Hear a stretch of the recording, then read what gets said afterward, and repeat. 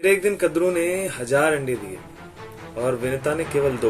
उस बच्चे ने उठते ही क्रोध में श्राप दे दिया अपनी माँ को। अच्छा, समुद्र मंथन की कहानी भी इसमें आती है। इतनी जड़ी बूटियां जब पिसेंगी किसी एक काढ़े में, अगर मान लो कि महेश ने भी ऐसे लिया, अब पी गए, जैसे कि कुछ हो ही ना, जैसे कि रस हो अनार का। मैं कहूँ कि नारायण ने जो रूप लिया, उस रूप को मोहिनी नाम नहीं था, एरोप्लेन।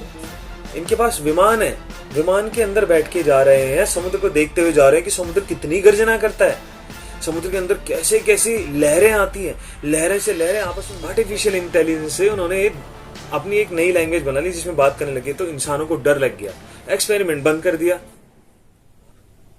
शुरू करें सर? हाँ, इंट्रो। नमस्कार दोस्तों, आपका स्वागत है मेरे चैनल पर जिसका नाम है उनियाल साहब। नए हैं तो सब्सक्राइब करें और आज देखते हैं हम क्या सीखेंगे। कद्रू और विनीता, ये दोनों कश्यप ऋषि की पत्नियां थी। प्रजापति ने कश्यप ऋषि की शादी कद्रू और विनीता से कर दी थी। एक दिन कश्यप ऋषि जी बहुत खुश थे, तो उस दिन जब खुश थे उन्होंने बोला कि मांगो, कुछ भी मांगो, आज तो पूरा हो जाएगा। कद्रू ने बोला कि मुझे 1000 पुत्र चाहिए, 1000 के 1000 नाग होने चाहिए और बल में एक समान हो। तो उसने कहा अच्छा विनीता तू भी मांग ले। विनीता ने बोला कि मुझे बस 2 पुत्र चाहिए, इसके पूरे 1000 पुत्रों से बल में पढ़कर। उसने कहा तथास्तु, ऐसा ही होगा। फिर एक दिन कद्रू ने 1000 अंडे दिए और विनीता ने केवल 2। महर्षि कश्यप का वन जाने का निश्चित हो गया। उन्होंने जाते समय विनीता से कहा कि देखना, ये दोनों तुम्हारी मुक्ति का मार्ग बनेंगे, इनकी थोड़ी सी केयर करना। अब वो वन चले गए। अब 500 वर्ष बीत गए। 500 वर्ष तक कुछ नहीं हुआ। 500 वर्ष के बाद जो कद्रू के अंडे थे, उन 1000 अंडों में से 1000 नाग निकल आए और जो विनीता के अंडे थे उनमें से कुछ नहीं निकला। वो वैसे के वैसे ही रहे, उसमें से कोई आहट नहीं, कोई कुछ नहीं। विनीता को बड़ा बेचैनी सी हो गई। उसने कहा यार, यहाँ पे इसके 1000 निकल गए मेरे को। उसने जाके हथौड़ी लिया, ठक ठक ठक तोड़ दिया उसको। जब उसने उसको तोड़ा तो उसमें उसने क्या देखा कि एक बच्चा जो आधा जिसका अंग बना हुआ है, सर बना हुआ है, हाथ बने हुए हैं, वक्षस्थल बना हुआ है और नीचे का हिस्सा पूरा डेवलप नहीं हो पाया। उस बच्चे ने उठते ही क्रोध में श्राप दे दिया अपनी माँ को। माँ तो ने जिस सौत से ईर्ष्या करके मुझे आधा परिपक्व ही अंडे से बाहर निकाल दिया है, तो उसी की 500 वर्षों तक दासी बनी रही। तो उसको लगता है कि अचानक से यार श्राप दे दिया है। का फिर थोड़ा शांत होता है, वो कहता है कि पर ये भी बात याद रखना, अगर तू अपने इस दूसरे अंडे को समय से पहले नहीं तोड़ेगी, उसे परिपक्व होने देगी, तो यही तेरी मुक्ति का मार्ग भी बनेगा। बाद में वो जो अंडे में से निकला हुआ बच्चा था, उसका नाम था अरुण, और वो अरुण आकाश में उड़ गया। आकाश में जाके वो सूर्य का सारथी बन गया। तो उस समय से कहते हैं कि जो सूर्य से पहले आने वाली आभा है, जो लालिमा है, उसको अरुणिमा भी कहा जाता है। वो अरुणिमा उसी अरुण की देन है, वो उसी अरुण का लाल रंग है, क्योंकि जब वो जा रहा था तो पूरा आकाश लाल हो गया था। जैसे सूर्य से आने से पहले जब किरणें छटा बिखेरती हैं तो लाल लाल सा आकाश हो जाता है, उसी को अरुणिमा कहते हैं। फिर विनीता ने वेट किया, 500 वर्षों का वेट किया। जब 500 वर्ष पूरे हो गए तो उसमें से एक बड़ा ही हृष्ट पुष्ट वैसे फाड़ के बाहर निकला। उसका नाम था गरुड़। और वो बच्चा, उसको भूख लग रही थी, वो परिपक्व एकदम हृष्ट पुष्ट बल में ऐसा कि पूछो मत। तो वो चला गया खाना खाने के लिए। आगे फिर क्या हुआ? आगे ये हुआ कि वो दोनों बहनें जो कि सौत भी थी, वो जाने लगी। मार्ग पे जाते हुए देखा उन्होंने, वाह इतना सुंदर घोड़ा कहां से चला रहा है? वो सफेद कलर का घोड़ा, एकदम ऋषपुष मासल, बहुत सुंदर लग रहा था। उस घोड़े का नाम था उच्च श्रवाह, और उच्च श्रवाह निकला था समुद्र मंथन से। अच्छा, समुद्र मंथन की कहानी भी इसमें आती है। समुद्र मंथन की कहानी में कहते हैं कि देवताओं और राक्षसों की एक बात पे संधि कह लीजिए या समझौता कह लीजिए कि उन्होंने समझौता किया कि समुद्र को मथना चाहिए और उसमें से जितनी सारी बहुमूल्य वस्तुएं हैं जो छुपी हुई हैं उन्हें निकालना चाहिए, एक तरीके से माइनिंग। तो उस समय बात हुई कि किस पर्वत को, तो उन्होंने पर्वत के नाम पे मंदराचल को चुना। जो मंदराचल पर्वत था उसमें पहले से जड़ी बूटियों के पेड़ फैले हुए थे, वहां पे घने घने वृक्ष, गुफाएं, उसके अंदर रहने वाले जो जानवर थे, इतनी वन संपदा थी उसके पास में मंदराचल में। तो देवताओं ने कोशिश की, नहीं उखाड़ पाए, राक्षसों ने कोशिश की, नहीं उखाड़ पाए। तो उन्होंने फिर प्रार्थना की कि प्रभु विष्णु भगवान आप कुछ कीजिए। तो उनके शेषनाग, उन्होंने जाके ऐसे, जिनको अनंत भी कहा जाता है, उन्होंने जाके जोर लगाया, उखाड़ के उनको दे दिए कि लो जाओ। उस पर्वत की ऊंचाई बताई जाती है कि 11 योजन उसकी ऊंचाई थी। जितनी ऊपर उसकी ऊंचाई थी उतना ही जमीन के अंदर भी था वो। तो उसको सोचिए कि इस तरीके से अगर मैं बोलूं, ये इतना ऊंचा पर्वत और यही उसका जमीन में, और फिर इसके यहां से जहां से वो मोटा है, और उस पर्वत के ऊपर उन्होंने वासुकी को बांधकर ऐसे मंथनी की है समुद्र की। तो वासुकी के मुख पे जहां से ज्वालाएं निकल रही थी, जहां से गर्मी निकली थी, गरम गरम सांसें निकल रही थी वासुकी की, वहां उन्होंने राक्षसों को खड़ा किया। राक्षस न कह के उनको ये कहना चाहिए दैत्य और दानव। तो दानव और दैत्य उसके मुख पे खड़े थे, उसकी पूंछ की तरफ देवता खड़े थे। देवताओं के प्रति विष्णु का एक लगाव भी था, क्योंकि वो अच्छा करने की कोशिश करते थे, समाज में एक पीस स्थापित करने की कोशिश करते थे। वो एक सरकार, अगर उस समय की कह लें, उस सरकार का एक अहम हिस्सा थे, वो उसके मंत्री थे। अगर प्रधानमंत्री मैं 3 लोगों को मान लूं, जिसमें ब्रह्मा विष्णु महेश, तीनों के पास पावर है और तीनों की अपनी अपनी पावर्स हैं, तो उसमें उनके मंत्री जो थे वो मंत्रीगण उनके देवता थे। और दैत्य और दानव जो इस सरकार के संचालन में रुकावट थे। तो कहते हैं कि उस समय जब मंथनी करते करते करते करते देवता थक जाते थे, तो ऊपर से वो मेघ बरसने लगते थे उनके ऊपर, उनको थोड़ा ठंडक सी महसूस होती थी। फिर वो मंथनी करते रहते थे। अब मंथनी करने के समय क्या हुआ कि जो सारे पेड़ वेड़ जितने भी उसके अंदर जानवर थे, गुफाओं के अंदर जो जानवर छिपे हुए थे, वो सब धीरे धीरे करके पेड़ आपस में टकरा टकरा के नीचे गिरने लगे समुद्र के अंदर। और उस क्षार सागर कहते हैं उसे, खारा समुद्र में उसके वो गिरने लगे, समुद्र के अंदर के जीव। अच्छा, समुद्र के अंदर वो किस पे टिका हुआ था? कच्छप राज पे, कच्छप राज जिसे कहते हैं, कछुआ, उसकी पीठ के ऊपर वो रखा हुआ था। इस कथा में, महाभारत की कथा में जब इस प्रसंग को कहते हैं वो, तो उसमें ये नहीं बोलते कि उसमें विष्णु था, वो कहते कच्छप राज थे, और कच्छप राज वहां पे विष्णु भी खड़े थे, कच्छप राज भी थे। तो मतलब वो इस तरीके से नहीं कहते हैं कि वहां कच्छप राज जो थे वो विष्णु थे, पर विष्णु तो हर किसी चीज में थे। विष्णु ऐसा तो था नहीं कि वो देवताओं में नहीं है, दैत्यों में नहीं है, वो हर किसी चीज में है। तो उस समय जब ये कच्छप के ऊपर मंदराचल पर्वत रखा हुआ और मंथनी हो रही है, तो सारे उसके ऊपर के पेड़ पौधे, उसके अंदर के जो जानवर थे उसके ऊपर जो थे, और अन्य वन संपदा, नीचे से वो मिट्टी टूटते हुए, और फिर उसके अंदर जो क्षार सागर के अंदर जो जीव थे वो सब पिसते चले गए, सब मरते चले गए। और उन जड़ी बूटियों वाले जो पेड़ थे वहां पे वो नीचे गिरे, मंथनी हुई, और उसके बाद जो वो रस बना, वो जो काढ़ा तैयार हुआ, पहले तो वो ये समझे दूध जैसा, और फिर उसके बाद वो घी जैसा बन गया एकदम जम के। तब भी उसमें से अमृत नहीं निकला। तब देवता लोग और दैत्य लोग बहुत थक गए थे। उन्होंने बोला, भगवान प्लीज कुछ ऐसा कीजिए कि इसमें से अब निकल ही नहीं रहा है, इतनी देर से हम कोशिश करने पे लगे हुए, कुछ नहीं निकल रहा है, अब क्या किया जाए। उन्होंने कहा तुम टेंशन मत लो, मैं तुम्हारे साथ, करो आगे बढ़ो।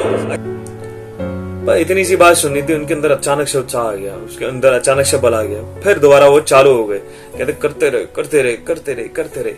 अब इतनी जड़ी बूटियां जब पिसेंगी किसी एक काढ़े में, अगर मान लो कि ना किसी कोई एक काढ़ा बनाया जा रहा है जिसमें चुन चुन के जड़ी बूटी रखी जा रही हैं, तो वो अमृत के समान हो जाता है। वो ऐसा हो जाता है कि आपकी बॉडी को वो ज्वर रहित कर देता है। वो आपको एकदम एक ऐसा यौवन प्रदान करता है जो ऐसा लगता है कि क्या बात है, ये अमृत का रस पी के आ रहा होगा। तो वो रस जो था ना, उस रस का जो स्वरूप है उसको धन्वंतरी लेके आ रहे हैं एक घड़े में। धन्वंतरी जी निकलते हैं उसमें से। धन्वंतरी जी भाई साहब, उनका बदन ही कुछ अलग चमक रहा है, वो देवत्व से चमक रहे हैं। धन्वंतरी लेके आ रहे हैं वो रस का पूरा समूह बना के, एक संचय करके एक घड़े में। उस घट को जब वो लेकर जाने लगे तो सबने बोला कि नहीं ये मेरा है, ये मेरा है। तो उसके बाद उसमें से लक्ष्मी आई। लक्ष्मी, ये हो सकता है कि मैं क्रम गलत बोल रहा हूं, पर उसमें से क्या क्या है वो मैं आपको बताता हूं। उसमें से लक्ष्मी जी आई, उच्च श्रवा नाम का एक अश्व आया, उसमें ऐरावत नाग आया।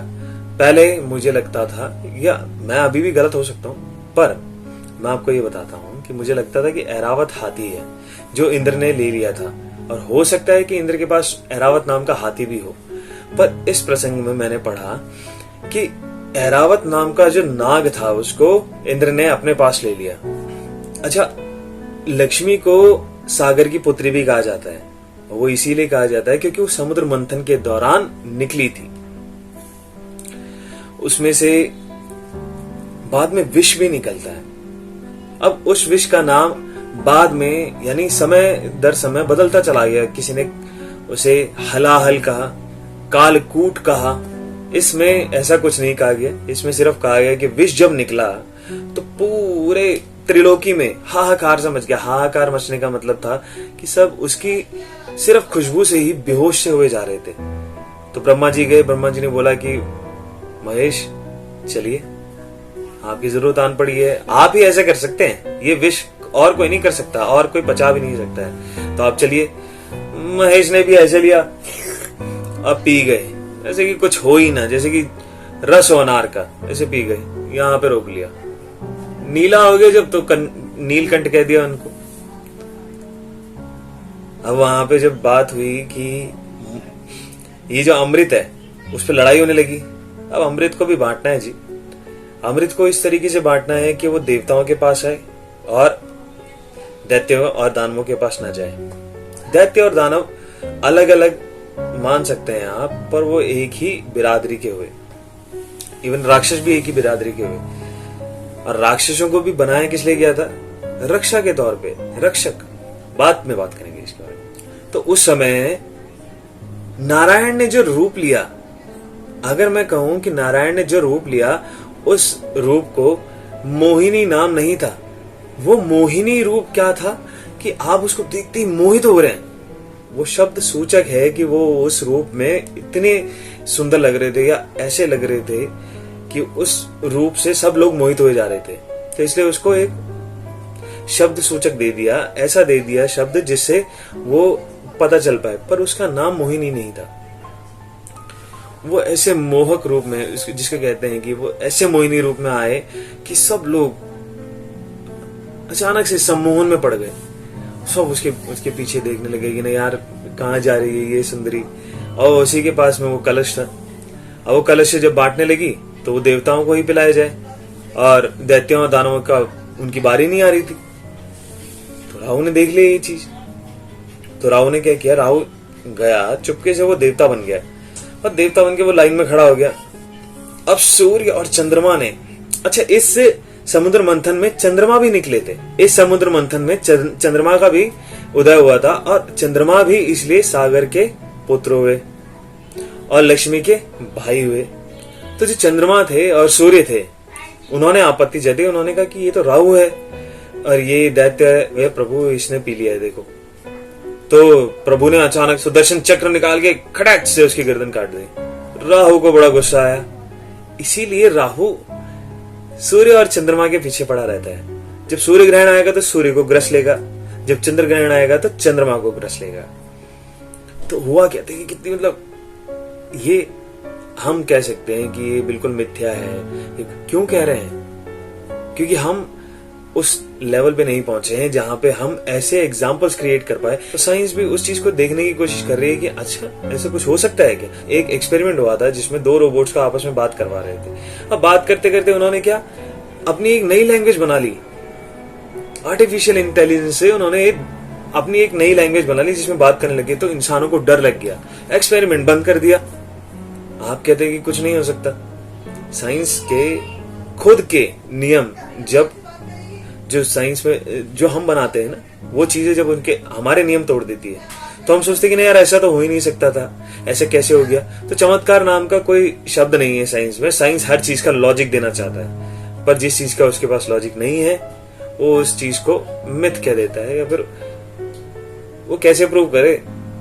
रिसर्च के लिए आपको फंड भी चाहिए होते हैं, कौन इस पे पैसा लगाएगा आप ही सोचिए। चलिए तो सोचते रहेंगे। पर उस समय की बात करते हैं। उस समय क्या हुआ कि जब ऐसा हो गया कि ना उन्होंने देख लिया भाई ये तो सारा का सारा अमृत तो उनको ही पिला रहे हैं और सारे के सारे वही अमर होते जा रहे हैं। तो उन्होंने क्या किया कि युद्ध छेड़ दिया। गुस्सा आ गया उनको कि नहीं यार ये तो गलत बात है। तो सारे दैत्य दानव अपना खड़ा गुड़क लेके बढ़िया से एकदम तैयार हो गए। अब वहां से नारायण ने भी फिर ऐसे किया, उनका रूप उन्होंने फिर अपना दो रूप में अपने आप को बांट लिया। एक तो उन्होंने बना लिया नर और एक बना लिया नारायण। तो नर और नारायण दोनों ही सेम एक दूसरे के वो हैं, पूरक हैं और सेम ही है वो नर और नारायण। तो उन्होंने नर और नारायण, नर जिसने शस्त्र उठा लिया और नारायण उसके साथ में एक युद्ध शुरू हो गया। उसको कहते हैं देवासुर संग्राम होना। वो देवासुर संग्राम शुरू हुआ, उसमें लड़ाई हुई काफी बहुत जबरदस्त। तो उस समय नारायण ने अपना सुदर्शन चक्र, जब उन्होंने सुदर्शन चक्र को बुलाया, मेरा नाम भी सुदर्शन है। सुदर्शन चक्र ऐसा शस्त्र था कि उसमें से चारों ओर से आग भी निकल रही थी। आग मतलब ऐसी गर्मी पैदा हो रही थी जब वो घूमता था, तो उसमें से इतनी गर्मी निकल रही थी और इतनी जिससे झुलस गए थे राक्षस। सारे दैत्यों को वो खटाखट काट रहा था। दैत्य और दानव, इनकी सबसे बढ़िया छुपने की जगह होती है समुद्र। तो इस समुद्र में जाके छुप जाया करते थे। उसको कहते हैं वरुणालय, समुद्र को, जहां पे वरुण रहते हैं। वो समुद्र एक ऐसी जगह है जो सबको आश्रय देता है। वहां दावानल भी है, लावा जो पृथ्वी के अंदर से निकलता है, वो भी उसको भी आश्रय देके रखा हुआ है उन्होंने। वहां पे वो पानी से उसको थोड़ा सा वो संतुलित करते रहते हैं कि हाँ भाई ठीक है अभी अंदर ही। वो देवासुर संग्राम खत्म हुआ, उसके बाद में सब शांत हुए। दैत्य लोग अपनी जगह पे भाग गए। फिर देवताओं की विजय हुई, इंद्र जाके अपनी पद पे बैठ गए और इसी के साथ ये संवाद भी खत्म हुआ। पर उच्चैश्रवा घोड़ा जो कि कद्रू और विंता ने देखा था, उसका क्या हुआ? यहाँ पे स्टोरी तो उनकी चल रही थी। तो हुआ क्या, कद्रू और विंता ने जब उनको देखा तो कद्रू के दिमाग में आया, उसने कहा कि ना यार इस पे तो बेट लगनी चाहिए। तो वो जब चला गया था तो बेट लगा दी उन्होंने। बेट क्या लगेगी? अच्छा, इसमें मैं एक चीज बताना भूल गया कि समुद्र मंथन में पारिजात वृक्ष और सुरभि गाय का भी उदय हुआ था। अच्छा, तो इन्होंने देखा, उनकी शर्त क्या रहेगी कि तुम बताओ कि कलर क्या है उसका। तो विंता ने बोला कि मैं तो सच्चाई के साथ कह सकती हूं कि वो संपूर्ण जो घोड़ा था वो सफेद था। कद्रू ने बोला देख बहन मैं बताती हूं तेरे को, उसकी पूंछ काली थी। तो उसके बाद उन्होंने बोला कि नहीं मैं कह रही हूं ना। तो कह रही ठीक है, लग गई शर्त। जिसने जो हारी वो 500 साल तक रहेगी दासी। तो कहते ठीक है भाई। तो उसने अपने बेटों से कहा जाओ ना वहां पे उस पर काली पूंछ बन जाओ उसकी। तो कुछ नागों ने मना कर दिया, तो उन्होंने उसे श्राप दे दिया गुस्से में, तुम्हारा देखना आगे विनाश हो जाएगा और जब आगे जाके जन्मे जाए सर भी एक करेगा तुम उसमें भस्म हो जाओगे। वहां पर डर गए ना। उन्होंने कहा यार माँ ने पता नहीं क्या यार गुस्से में आके श्राप दे दिया ऐसे, यार चलो ना यार वहां पे, माँ का श्राप है, माँ वापस भी ले लेगी यार, माँ तो माँ होती है, चलो चलते हैं वहां पे। तो लोगों ने जाके वहां पे वो जो नाग थे वो पूंछ बन गए उसकी, और वो घोड़ा आप जब देखने के लिए गए तो वो समुद्र के किनारे चलते। अच्छा, इसमें एक बढ़िया एक बात बता रखी है, मतलब आप सोचोगे कि ना ऐसे कैसे, पर उस समय ये जो कद्रू और विनता है ये समुद्र को देखते हुए जा रहे हैं, पर ये आकाश मार्ग से जा रहे हैं, वाया एरोप्लेन। इनके पास विमान है, विमान के अंदर बैठ के जा रहे हैं, समुद्र को देखते हुए जा रहे हैं कि समुद्र कितनी गर्जना करता है, समुद्र के अंदर कैसे कैसी लहरें आती हैं, लहरें से लहरें आपस में मिलती जाती है। इतनी बारीकियों से उसको डिफाइन कर रखा है। वहां पे वो बता रहा है कि वो विमान से उड़ते हुए जा रही थी, वो देखने के लिए कि यार उच्च शवा है कहाँ, उसके कलर को देखते हैं। तो उसके नाग बेटे तो वहां पे पहुंच ही चुके थे। अब विनता ये देख के बहुत ही हतोत्साहित हो जाती है और वो शर्त हार जाती है कद्रू की चालाकी से। 500 साल उसकी दासी रहती है। 500 साल दासी रहने के बाद में एक दिन गरुड़ उड़ते हुए आ रहे होते। गरुड़ एकदम जबरदस्त, ऐसा सुनहरा सा पक्षी, उसकी आभा सूर्य के बराबर बताई गई है। सूर्य भी ऐसे बोलता था कि नहीं यार ये तो मेरे समान इसकी आभा है। इतना जबरदस्त पक्षी, इतना मतलब वो उसकी जब देवताओं ने देखा उसको तो वो उसकी उपासना करने लगे। वो उसको बोलने लगे कि ना तुम तो स्वयं नारायण हो, तुम धरती पर उसका अवतार हो, और इस तरीके से उसकी एक स्तुति करते हैं जिसको गरुड़ स्तुति कहते हैं। और ये स्तुति का उसमें वर्णन है। और इस कहानी के अंत में गरुड़ जी अपनी माता को दासत्व से मुक्त करा देते हैं। ये जो कहानियां हैं ये सिर्फ कहानियां नहीं, ये सोचने पे मजबूर करती हैं कि उस समय ऐसा क्या हुआ होगा, वो हिस्ट्री कैसी रही होगी, उस समय का देश कैसा दिखता था, उस समय क्या होता था, उस समय जो लोग थे वो कैसे दिखते थे। कद्रू ने भी अंडे दिए, विनता ने भी अंडे दिए। तो क्या हम ये नहीं समझ सकते कि उस समय महर्षि कश्यप जो एक साइंटिस्ट भी तो हो सकते हैं, और एक तरीके से अगर मैं देखूं तो ये एक्सपेरिमेंट्स भी तो हो सकते हैं। ये भी तो हो सकता है कि उस समय जब उनके, सोचो कि कद्रू और विनता उन दोनों ने अंडे दिए, वो किस तरीके के जीव रहे होंगे। चलिए नेक्स्ट वीडियो में मिलते हैं एक और हिस्ट्री के साथ। तब तक के लिए लाइक कीजिए, कमेंट कीजिए और सब्सक्राइब तो जरूर कर लेना। शेयर करना है इस खजाने को, सबके साथ शेयर करना। ओके, जय हिंद।